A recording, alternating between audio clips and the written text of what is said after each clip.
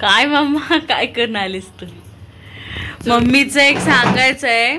Mummy 6 वर काटा होता तेव्हा मम्मी आतमध्ये गेलेली जेवण बनवायला. मी आज नाटक बघतीये आणि खाती सुद्धा. तर मम्मीने तेवढ्यात आतमध्ये गेली. दाखवते मी. मम्मी गेली 8 वाजता 7:30 वाजता आतमध्ये. आणि हे बघा मम्मीने इकडे भांडी पण घासून ठेवले सगळे. इकडं भाकरी गेल्या, 3 चपात्या होत्या, 2 भाकरी केल्या. इकडं भात झाला एकदम. आणि ही आमटी पण टाकली. दाखवते. शेवगा आणि डाळ याची आमटी केलेली आहे आणि 2 भाकरी. बघा एवढा फास्ट कशी काय करते मम्मा. 3 गॅस आहेत ना आपले. आज मम्मी खुश आहे जरा. गॅस बारीक मम्मी खुश आहे जरा आज. अगं जायला आला असेल आता. लावायला पाहिजे का? जाणारच आहे वाटतं.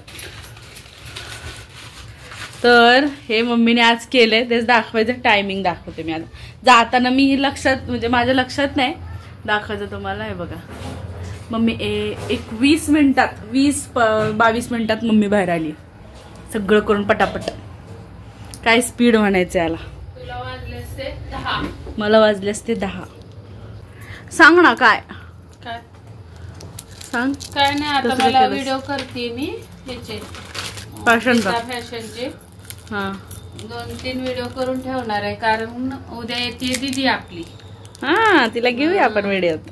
दीदी उद्या आली की मग मला व्हिडिओ काढायला भेटत नाही. कामच होत नाहीत काय. सगळी तिचं लिंकच तुटती. गप्पा असतात त्यांच्या.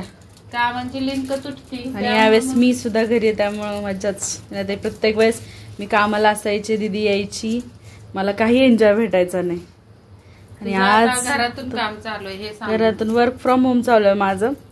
त्यामुळं मी घरी आहे आणि दीदी पण असणार आहे त्यामुळं छान वाटतंय. Work from home. दीदी आली की उद्या व्हिडिओ काढतो, तो पण पोस्ट करूया मम्मी. है ना? चालेल. मग मी आता व्हिडिओ बनवते गीता फॅशनवर टाकण्यासाठी. त्या चॅनलला जर तुम्ही कोणी सबस्क्राईब केलं नसेल तर चॅनलला नंतर थोडस दाखव. कसं करते व्हिडिओ मी ते. चालेल ना दाखवूया. चला थँक्यू. असा. आणि बोटनेक साठी आपल्याला ही शोल्डर अशी घ्यावी लागते. आणि मुंड्याचा आकार पण कसा दिला याच पद्धतीने तुम्ही मुंड्याचा आकार द्यायचा आहे. जसा आपण मुंड्याचा आकार काढला याच पद्धतीने मुंड्याचा आकार द्यायचा आहे. तर आणि इथं असणार आहे आपली 1 इंचाची टक्स.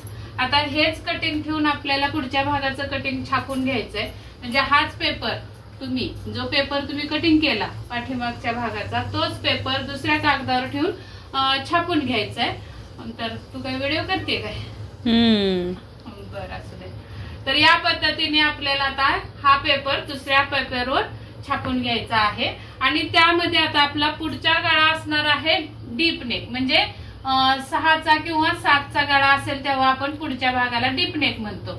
पण तेच जर 6चा किंवा 7चा गळा इथे असेल तेव्हा आपण मीडियम असतो.